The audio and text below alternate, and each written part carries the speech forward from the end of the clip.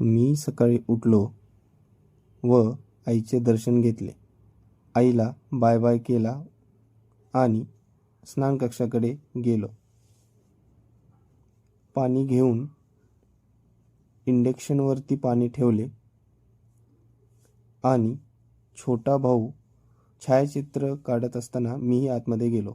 देवाचे दर्शन घेतले आणि ऑफिसच्या दिशेने रवाना झालो. ऑफिसमध्ये येताच मी गाडी पार्क केली व फ्रंट ऑफिसच्या दिशेने निघालो.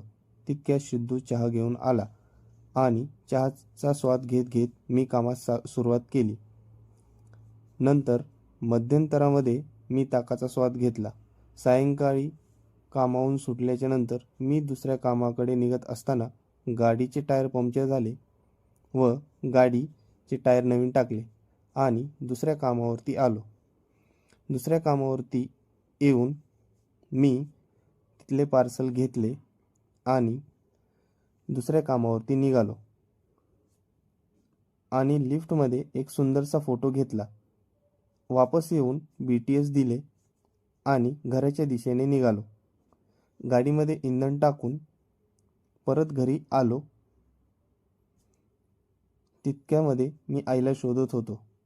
मला आई किचनमध्ये मिळाली व आईने मायेचा हात फिरवला. फराळासाठी शाबूची खिचडी आणि पापड बनवले होते.